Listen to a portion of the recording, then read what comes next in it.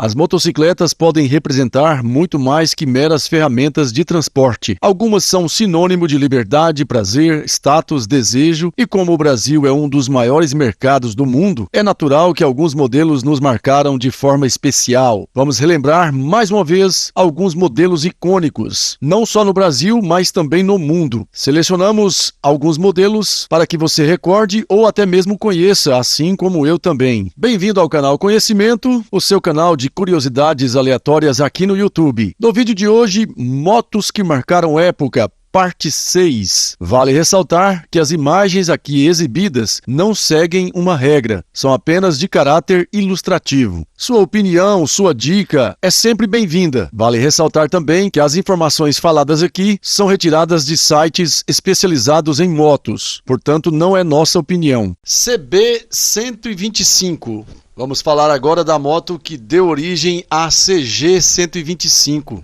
Quando a Honda inaugurou sua subsidiária no Brasil em 1971, um dos modelos do catálogo que mais chamou a atenção foi a CB125, uma pequena mas luxuosa motocicleta equipada com um motor bicilíndrico. Quem visitava uma concessionária ficava espantado com a variedade. Havia desde a pequena SS50V até a poderosa CB750-4. Porém, como dito, a CB125 era uma das mais admiradas. A razão? Uma mistura de fatores que fazia dela uma máquina realmente única. As especificações técnicas eram de moto grande. O motor de 2 cilindros tinha câmbio de 5 marchas, comando de válvulas no cabeçote acionado por corrente e era dotado de partida elétrica e a pedal. A alimentação contava com 2 carburadores Keirin PW18 e o sistema de escapamento tinha ponteiras individuais, uma para cada cilindro. Na parte ciclística, se destacava o chassi tubular de aço tipo berço simples, com suspensão telescópica na dianteira e 2 conjuntos mola-amortecedor reguláveis na traseira. Todavia, era o visual o ponto de maior atração da CB125. O grafismo era idêntico ao da cobiçada Honda CB350. Aliás, em termos técnicos, pode-se dizer que a Honda CB125 era uma mistura da CB350 com a mesma arquitetura de motor e chassi. O painel da Honda CB125 era completo, com 2 mostradores, velocímetro e conta-giros, o que conferia status e era certamente um ponto de diferenciação desta pequena 125. O acabamento excepcional apresentava detalhes elegantes, como o assento escamoteável com abertura por chave, que dava acesso à bateria de 6 volts e às 2 travas de capacete. As pedaleiras do garupa eram fixadas ao quadro e não na balança de suspensão, o que traduzia em conforto para o passageiro, um ponto de distinção que aproximava a CB125 das motos de alta cilindrada. Com todas estas características incomuns para umas 125 cilindradas, fizeram da menor das Hondas CB um verdadeiro objeto do desejo, moto que permaneceu no catálogo da Honda brasileira até a proibição das importações de veículos em 1976 e, consequentemente, chegada da Honda CG125 produzida em Manaus. A Honda CB125 se comprovou também muito resistente e econômica, tanto pelo baixo consumo de combustível como pela longevidade de seus componentes. A Honda CB125 foi produzida nesta mesma configuração técnica de 1969 a 1976 e pode ser considerada um sucesso mundial da marca, genuína representante da família CB da Honda. Yamaha RD400. A RD400 é uma motocicleta de 399 cilindradas, com refrigeração a ar e 6 velocidades, produzida pela Yamaha de 1976 a 1979. Ela evoluiu diretamente da Yamaha RD350. Os modelos nos Estados Unidos diferiam do Row,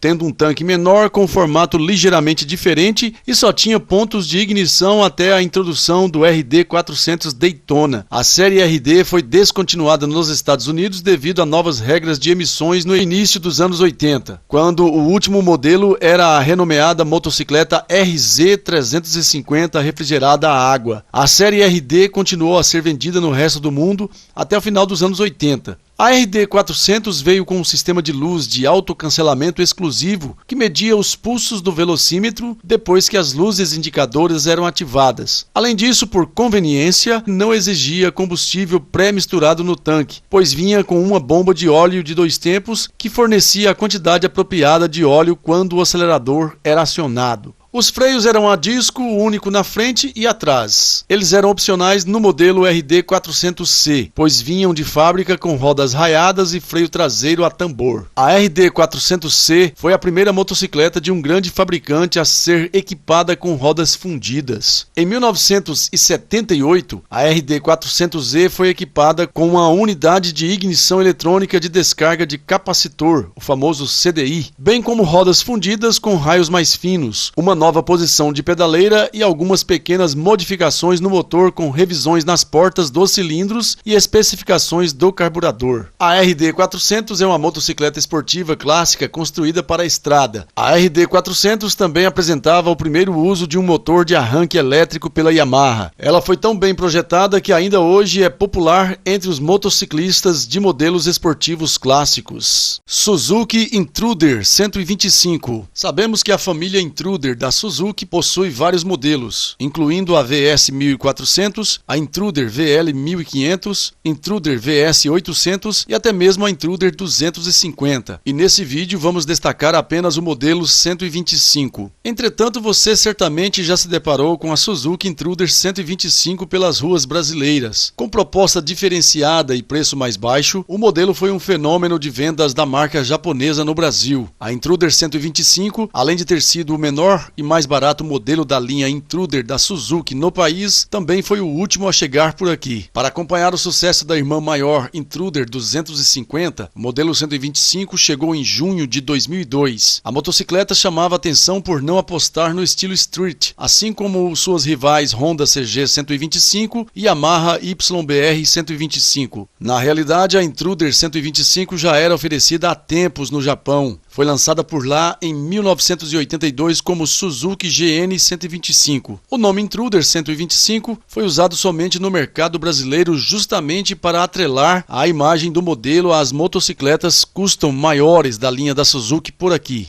Pode parecer um exagero tratar a Suzuki Intruder 125 como uma custom. A motocicleta está longe de ser uma estradeira como suas antigas irmãs, porém vai na contramão das concorrentes citadas acima por usar formas mais clássicas. Ela tem um motor de 4 tempos, monocilíndrico, refrigerado a ar, OHC, de 124 cilindradas, capaz de desenvolver 11,5 cavalos de potência. O conjunto inclui ainda sistema de lubrificação com cárter úmido, sistema de ignição eletrônica CDI, sistema de partida elétrica e transmissão de 5 marchas, com embreagem multiuso banhada a óleo. O seu chassi é do tipo Diamond, com suspensão dianteira com garfo telescópico e suspensão traseira com balança articulada. O freio dianteiro é a disco, enquanto o traseiro é a tambor. Mesmo com boas qualidades, a Suzuki Intruder 125 demorou para conquistar os olhares dos consumidores brasileiros. Ela causou certa estranheza justamente por ser diferente das demais. As primeiras grandes mudanças da Intruder 125 surgiram na linha 2007, anunciada em maio de 2006. Recebeu pequenos aprimoramentos no conjunto mecânico para deixá-lo mais potente e eficiente. Também recebeu novas opções de cores, com novas melhorias no motor, que passou de 11,5 cavalos para 12,5 cavalos. A Suzuki Intruder foi descontinuada em maio de 2017 para dar espaço a um novo modelo que também era importada, CB50. Lançada no Japão na metade de 1971, a Honda CB50 chegou ao Brasil no início de 1973 e deixou a molecada de boca aberta, pois nenhuma cinquentinha então apresentava um nível tecnológico tão alto. Era um motor inédito na CB50, monocilindro 4 tempos com comando do cabeçote, o famoso OHC. E em vez de trazer o cilindro horizontal como em sua antecessora, a Honda SS50V, o cilindro era vertical, ou seja, uma arquitetura de motor de moto grande. Igualmente o chassi, tubular de aço e não estampado.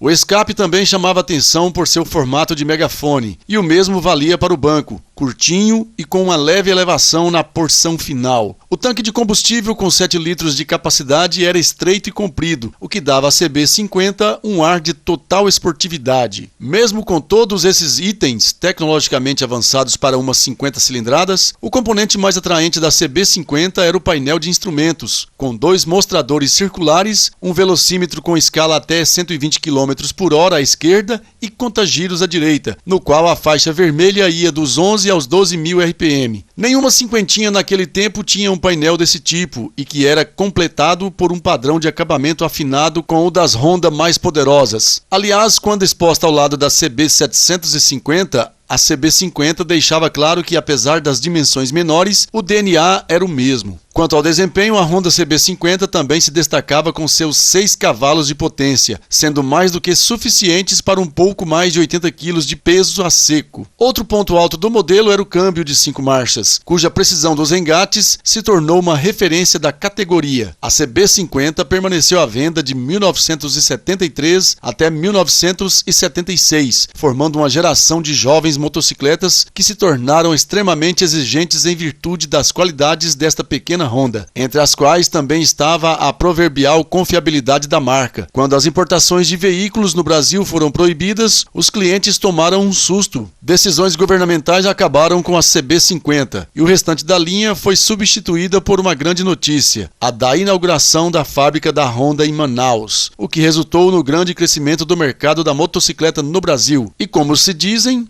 há males que vêm para o bem. Foi exatamente o caso da CB50. Yamaha RD75. Para falar dessa moto, eu fiz uma turnê pela internet e não consegui muitas informações. Eu tive que me recorrer às inteligências artificiais, o ChatGPT e ao Perplexity AI. Então, se você mecânico, você que conhece a moto, quiser deixar a sua opinião, falar um pouco do seu conhecimento aí, fique à vontade. O que vamos falar aqui são informações retiradas desses sites que já citei aqui. A Yamaha começou a fabricar motos no Brasil em 1974, com uma linha de montagens em Guarulhos, São Paulo. Uma primeira moto a ser produzida foi a RD50, que começou a ser produzida em 1974. Em seguida, a Yamaha apresenta os modelos RD75 e RD125. A RD75 foi lançada em 1976. Logo em seguida, a RS125 em 1977. A Yamaha RD75 foi uma evolução natural da primeira moto nacional produzida pela empresa. Ela é uma motocicleta clássica e permaneceu em produção até o final da década de 70. A moto era popular na época devido à sua capacidade de fornecer um desempenho ágil e confiável a um preço acessível. A RD75 apresentava um motor de 2 tempos com um deslocamento de 72 cilindradas, que era capaz de produzir cerca de 7 cavalos de potência. A moto tinha uma transmissão de 5 velocidades e podia atingir uma velocidade máxima de cerca de 80 km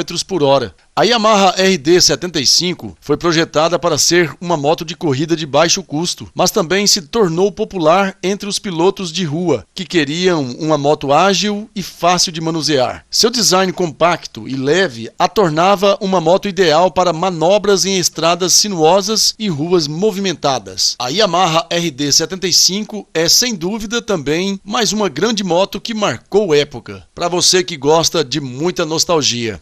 Kawasaki GPZ 1100. A Kawasaki GPZ 1100 é a moto que mexeu com os ânimos no Brasil dos anos 80. Mesmo divertindo-se ainda com as velhas senhoras da primeira metade dos anos 70, aquelas que ainda tinham condições de rodar sem componentes e manutenção adequados, os motociclistas sempre achavam uma forma de resgatar a emoção perdida, pilotando alguns poucos modelos produzidos no exterior que, de alguma forma, conseguiam aqui chegar. Foi o caso da Kawasaki GPZ 1100 do ano de 1981, que certamente provocou demais os ânimos dos poucos que a conheceram nessa época. Afinal, sua cilindrada era quase 3 vezes maior do que a da maior motocicleta nacional. Para um mercado muito restrito, não é nem necessário dizer que essa moto causava furor por onde passava. A diferença visual mais notável entre os modelos de 1981 e 1982, chamados respectivamente de B1 e B2,